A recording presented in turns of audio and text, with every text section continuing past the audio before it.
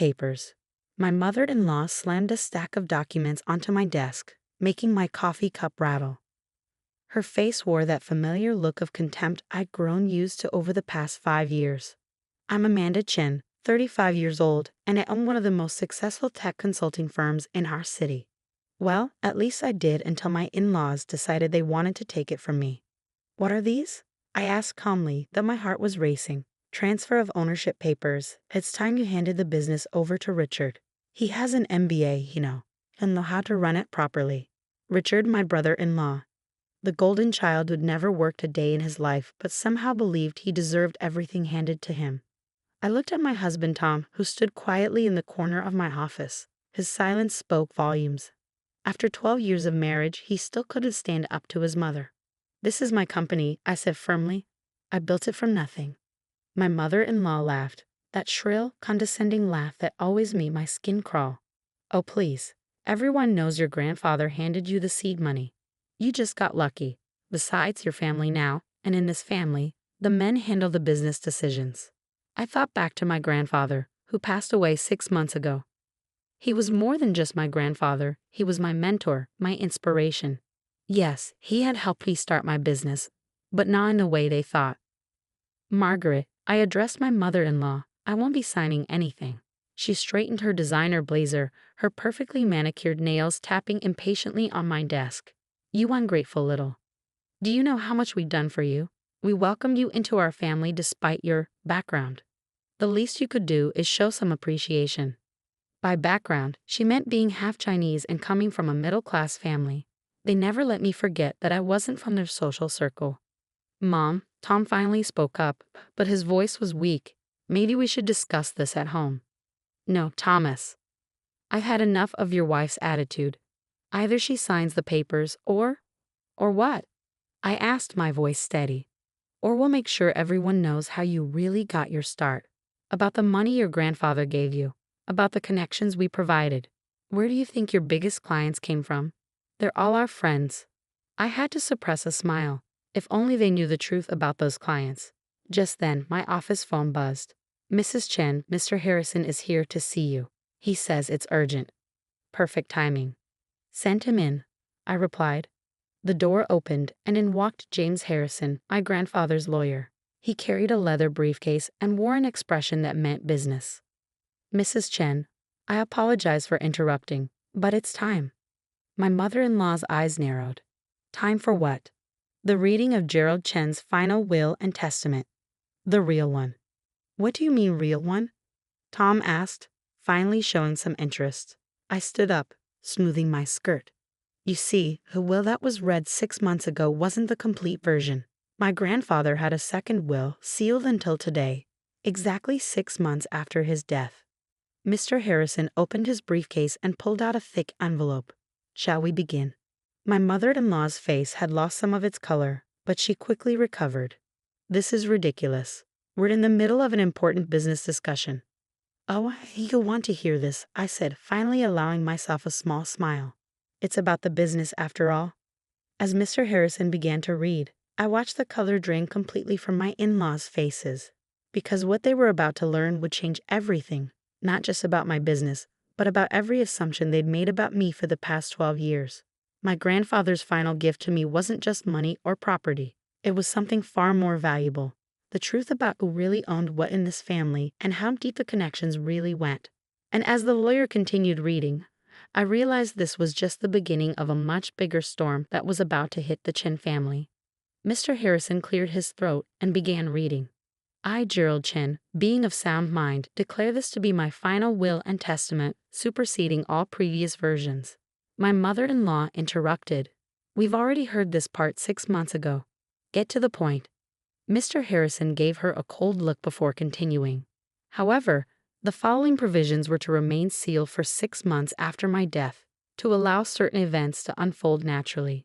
I noticed Tom shifting uncomfortably by the window. He knew something. I could tell by the way he couldn't meet my eyes. To my granddaughter, Amanda Chen, I leave not only my personal fortune as previously stated, but also reveal the following.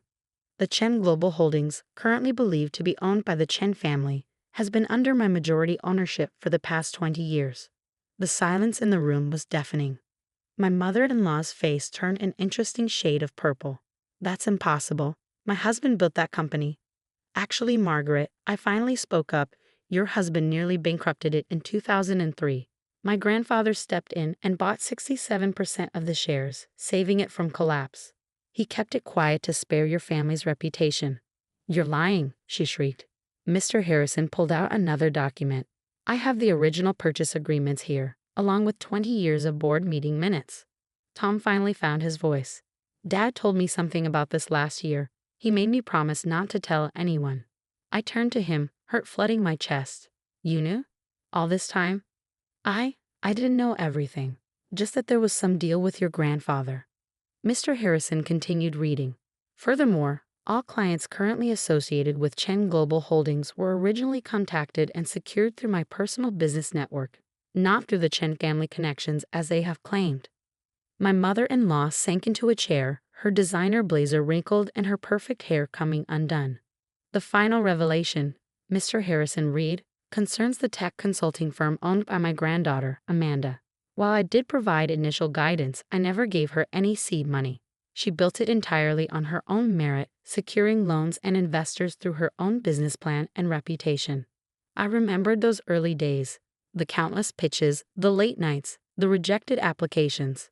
My grandfather had insisted I do it on my own, saying true respect comes from what you build yourself. However, Mr. Harrison continued, I did secretly arrange for her firm to be given fair consideration by several major clients. The same clients the Chen family has been taking credit for providing. I wanted to see if she could maintain and grow those relationships on her own merit. The results speak for themselves. Richard burst into the office then, his face red with anger. This is ridiculous. You can't just come in here and claim our family company. I stayed calm. The ownership documents prove everything. Your father has known the truth for 20 years. Dad would never. Your father signed the papers himself. Mr. Harrison interjected, pulling out more documents. In fact, he left additional instructions to be revealed today. He produced another envelope. This letter is from Howard Chen, written 3 months ago. My mother-in-law's head snapped up. Howard wrote a letter. Mr. Harrison began reading. To my family, if you're hearing this, it means Gerald's will has been revealed. Everything he said is true. I made terrible business decisions 20 years ago, and he saved not just our company, but our family's reputation. In return, I promised to keep his majority ownership secret and to watch over his granddaughter when she married my son. Tom moved closer to me, his face pale. Dad never said. The letter continued, I've watched Amanda build her business from nothing.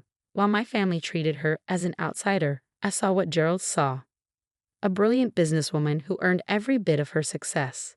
I was too much of a coward to stand up to my wife and son's prejudices, and for that, I am deeply ashamed. Tears were rolling down my cheeks now. Howard, my father-in-law, had always been quiet, but I'd never known he felt this way. Therefore, Mr. Harrison read, I, Howard Chen, hereby announce my retirement as CEO of Chen Global Holdings, effective immediately upon the reading of this letter. I recommend Amanda Chen as my successor, subject to board approval, which Gerald's majority share will ensure. The room erupted in chaos. This is outrageous, my mother-in-law screamed. Richard knocked over a chair. She can't run both companies. Actually, I said quietly, I can.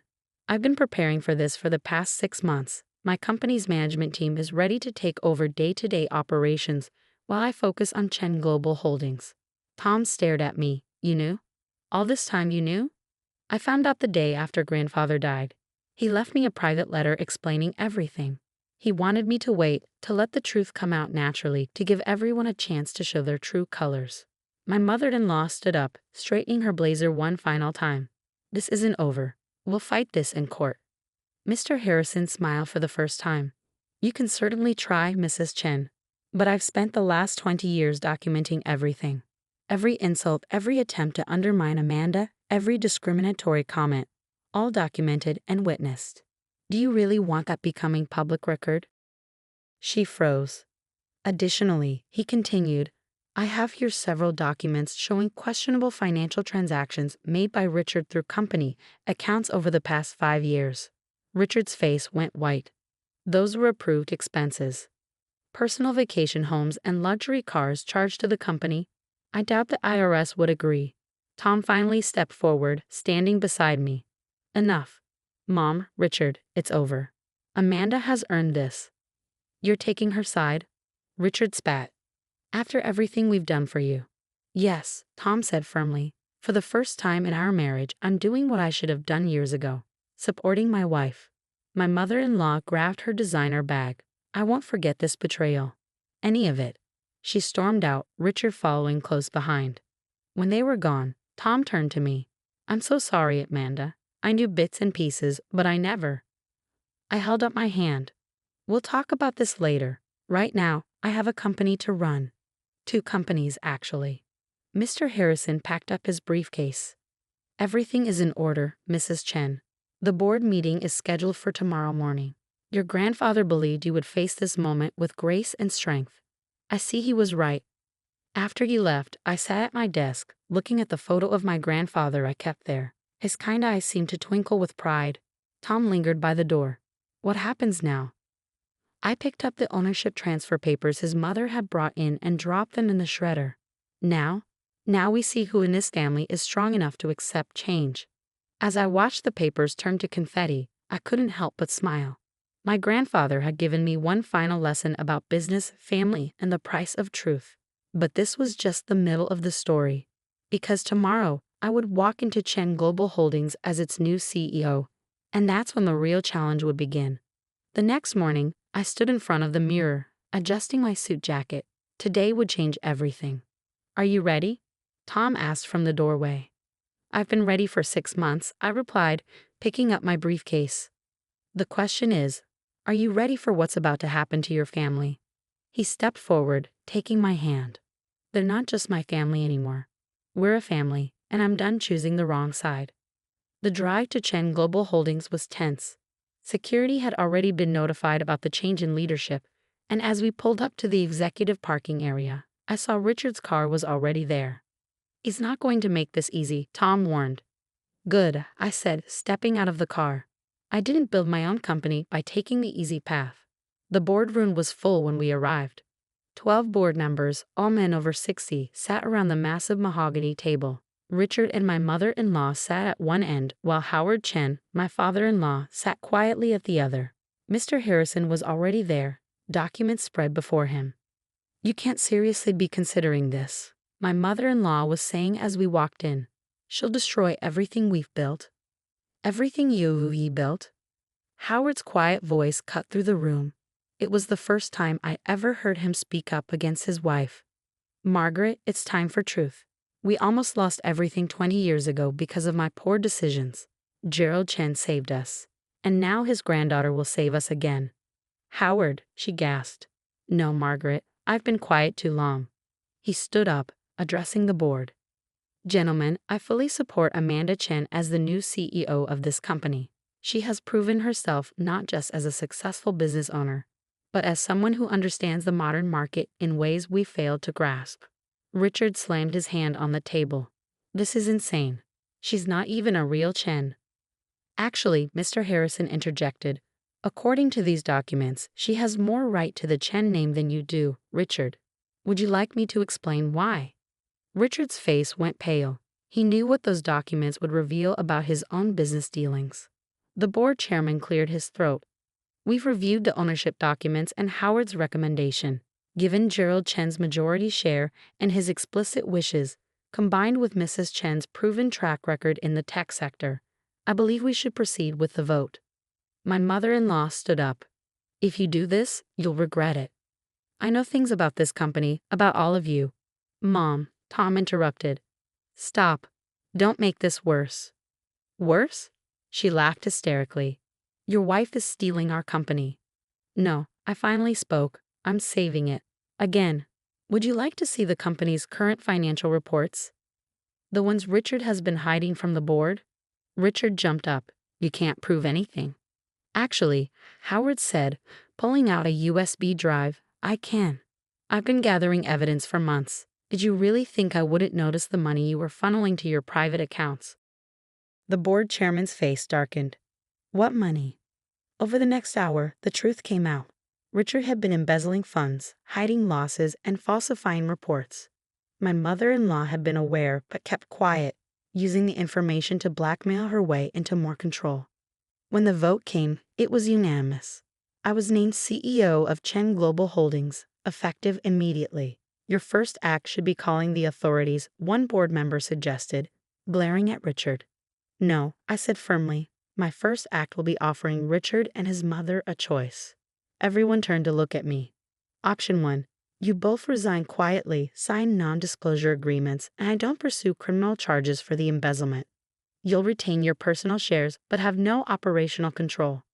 And option 2, Richard asked, his voice shaking. I turn everything over to the FBI. Every transaction, every hidden account, every piece of evidence Howard and my grandfather collected, your choice. My mother-in-law's facade finally cracked. You would show mercy. After everything? I'm not doing it for you, I replied. I'm doing it for this company, its employees, and its legacy. A public scandal helps no one. They took option 1, of course. Richard and my mother-in-law left the building that day, never to return.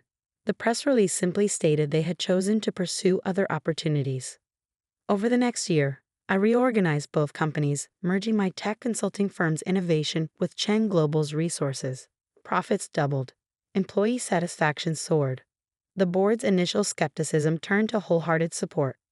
Tom found his own path too, starting a charitable foundation that helped immigrant entrepreneurs, his way of making amends for his family's past behavior.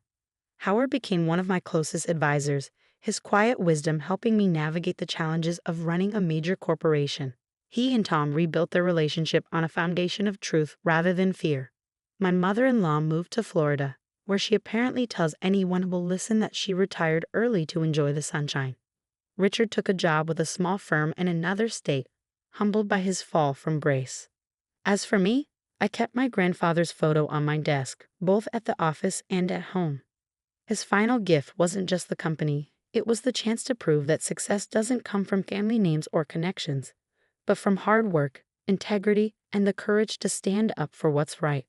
Last week, as I sat in my grandfather's old office, my office now, Tom brought our daughter by after school. She's 7, and already shows the same determination I had at her age. Mommy, she asked, looking around the big office, will I run the company someday? I smiled, thinking of my grandfather's words. True respect comes from what you build yourself. That's up to you, sweetheart, I told her. You can run this company, start your own, or do anything else you dream of. The most important thing is to do it your way, with integrity and strength. She nodded solemnly, then brightened. Like you did. Yes, I said, hugging her close. Exactly like that. After they